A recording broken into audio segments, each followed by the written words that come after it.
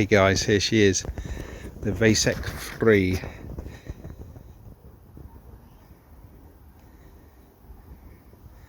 Designed by Vic Steel about 20 years ago, and this is the prototype that he flew and hadn't flown for a little bit. It's got dust on it, but she's big. She must be 4.5 meters. Biggest aeroplane I've ever known, that's for sure. A couple of little bits to do immediately. I see a bit of a repair on the wingtip that's not too clever, and little one down there, again not too clever, needs sorting out. Pretty much all flying tail, but otherwise she looks pretty good. Got to get a pilot, of course, but that is one big aeroplane. So Vic Steel, that passed away a couple of years ago, but if you Google Vic Steel and the Racek 3, you'll find photographs of this aeroplane, this very model, and it's come into my possession. Little crack on the fuselage, little bits to go over and get looking nice, but it's got a tow release, and obviously it weighs quite a bit. I'll have to weigh it, but she's a big aeroplane, but stunning, gorgeous. Gull wing, of course, as you can see, and I can't wait to, sort it out and get her in the air.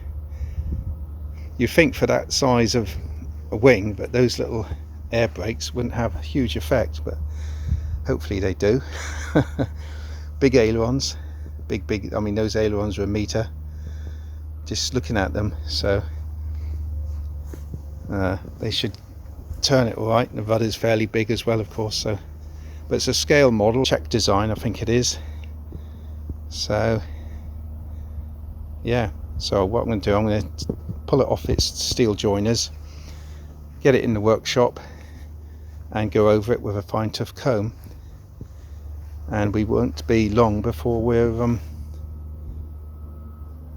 flying her off the toe. Wow, it's big, very big. very big. Wow. I'll have to measure it. I'll put in the description the wingspan, but I bought her locally from a chap who knew Vic, and he bought it off of him. So yeah, nice bit of provenance there. He has got the plans in the loft. If you turn them out, Steve, I will have them, just in case I need them. Otherwise, yeah, can't wait. Cheers guys. I'll see you in the workshop. We'll have a go, we'll have a study and see what's what. Let's have a look at this. I don't think you can see this on the film. There's a great big cobweb going from one corner of the inside. There it is, look, you can see it wobbling. Look. So I'm just going to loosen this screw. I'll have to do something with that fixing, because it's a tiny little screw that goes into this. Not very good. Oh, that's interesting. Look, it's laminated. That's beautiful. Yeah, very nice. Carved wood. Oh, there is a dash. That's nice. I didn't realise that. I'm hoping I can clean this up substantially. Things have been hacked about over the years. Look, this side's been reduced a little bit. Or has it? No, it hasn't. It's just lower. That'll take a little bit of fiddling to get looking really nice. This is a bit bashed up. I think it's been glued.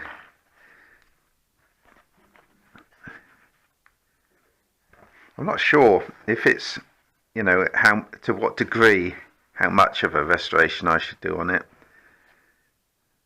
because obviously it's an old aeroplane. Anyway, let's look at this. Look. It's rather sweet, isn't it? Altimeter, no, rate of climb meter, climb, sink, vario in other words, rate of bank, compass, altimeter. Quite nicely made. I suppose then that fits, designed to fit just there, like that. That's nice.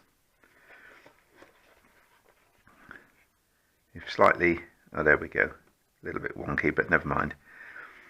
And the sliding hatch has come adrift on the inside, the actual piece itself, so I'll cut another one and slide in there. But I'm thinking of anyway, putting a swiveling camera in here, not so much FPV, but just a camera that I can turn. But the plastic does distort a little bit, but once it's cleaned up, we'll have a look, see how it looks. It's a lovely shape though, isn't it? Lovely. So, cockpit, joystick. There we go. Okay.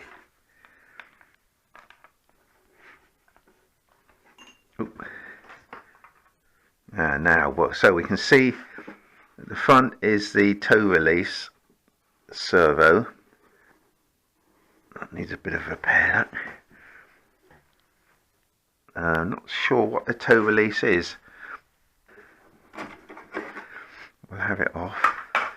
That support's loose as well. Well, so we've got closed loop on the rudder. We've got I think it must be a carbon rod on the elevator there. Carbon tube with a push rod down inside, unless the whole tube moves. Yeah, it does. Okay, I've been tinkering. I filled, epoxied and filled and just painted the cracks on the front, and tidied up. There was a crack at the back there, which I've epoxied up. I've been working on the tail feathers. Got the tail plane back on, and it's working quite sweetly now. I've had to make a slight amendment. Wasn't happy with the closeness of the pins to the brackets, so I've drilled more holes in there in the joiner and moved them closer together. So I sorted that out, and the rudder's hinged, and I've adjusted the closed loop, so that's done. Fittings anymore, so I'm going to put in this one, which I've removed from another glider, and I'm going to try and take this one out. Don't know how deep the nose is, but I'm going to try and remove it by using one of these hole cutting drill bits, and then I can try and pack that with epoxy or fiberglass accordingly. This drill bit should sit inside the hole that's there and make a neat little hole, so give it a go. I'll just put that there to catch some dirt. Okay, here we go. So far so good.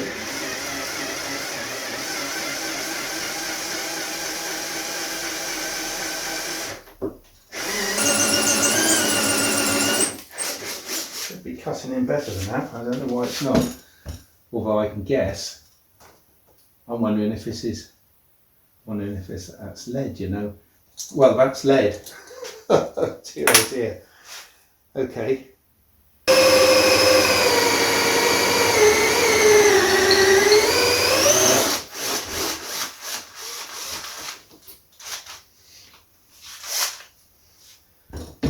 Well,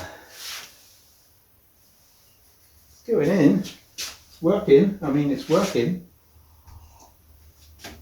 I didn't expect that to be lead though. Oh, that's quite hot actually. I think I better let that cool down because it's going to deform stuff. While that's cooling down, I'm going to unscrew that piece of lead, and we'll take a closer look.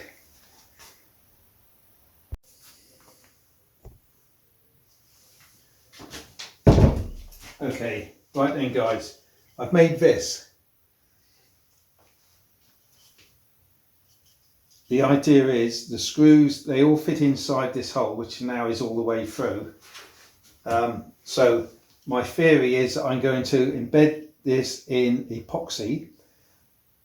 The epoxy should stick to the cleaned lead, but even if it doesn't, it'll stick to the screws and it'll stick to the ridges in the tow release. but it should stick to the lead as well.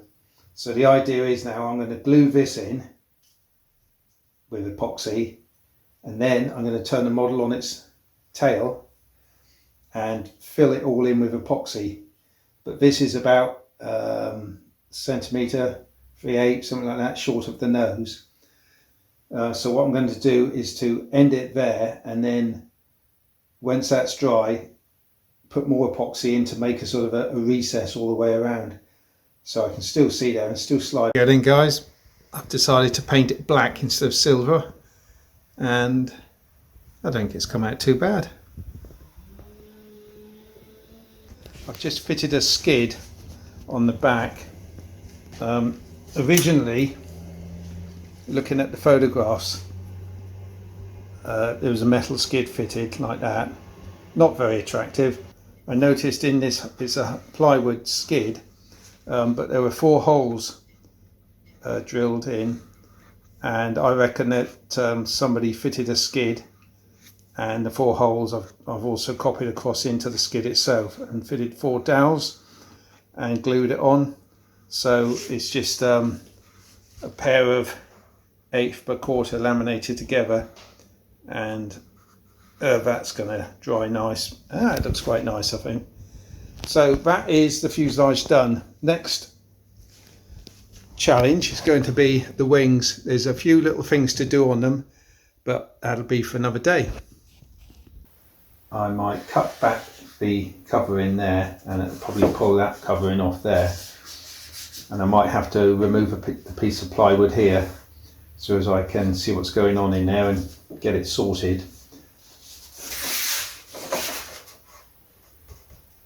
That's a flap servo,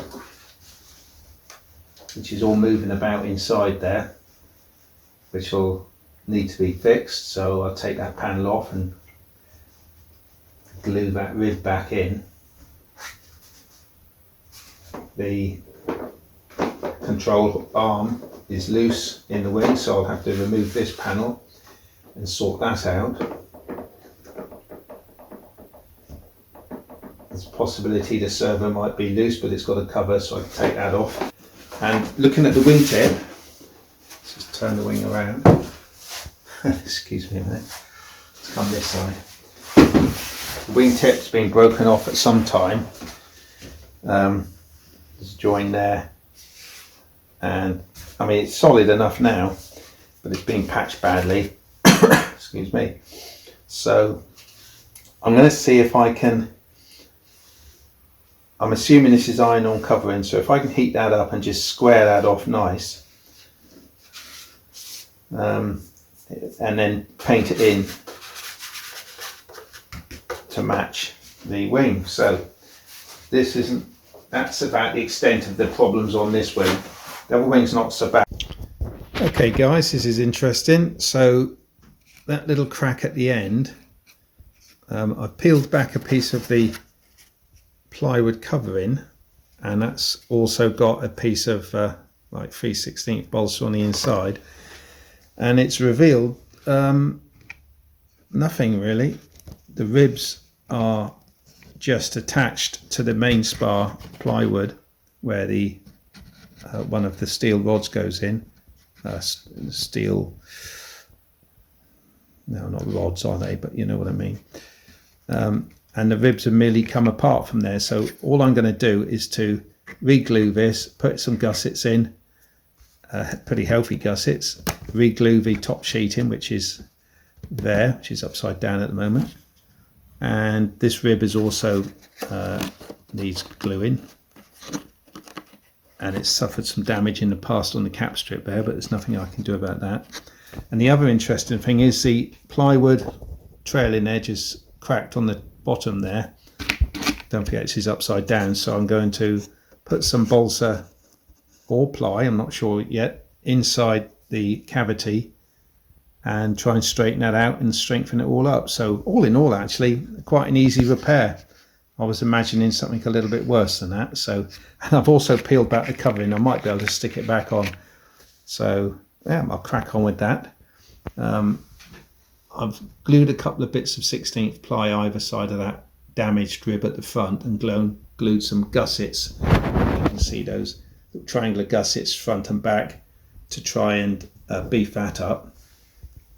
I've glued in, get up, I've glued in this piece of ply that the horn is, aileron horn is fixed to. So that's strengthening up nicely. That one I've put back in, that's working okay. I've had this one out and sorted anything. Little broken corner there, but I don't think that's going to be a problem. So I'm going to put a little bit more strengthening inside here, and then I can recover that.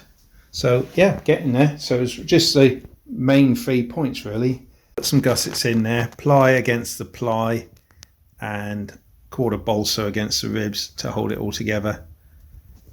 So as soon as that's set a bit, I'll have a go at the trailing edge, and then I can glue in the panel that I took out.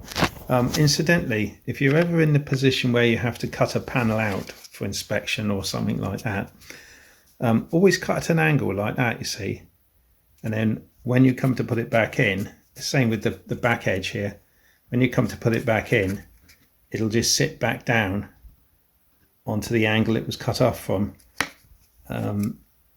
Otherwise you've got to start putting supporting pieces up under, which isn't so easy to glue a piece of wood up under. So yeah, cut an angle and it'll just bed itself back down from where it came off. Little tip for you. Well, this is a turn up for the books, guys. I've been working on the aileron, getting it a little bit straighter, and I've had all the servos out. I've rehinged the air brake on this side. So for this wing, all that's left to do is to replace some of the covering, and I looked through my stash and I found some antique coloured Solatex. Not quite the same colour, but I'll tell you what, I don't think I could match it as well with paint, so I'm going to go with this and start putting all the patches on. And I'm going to try and make it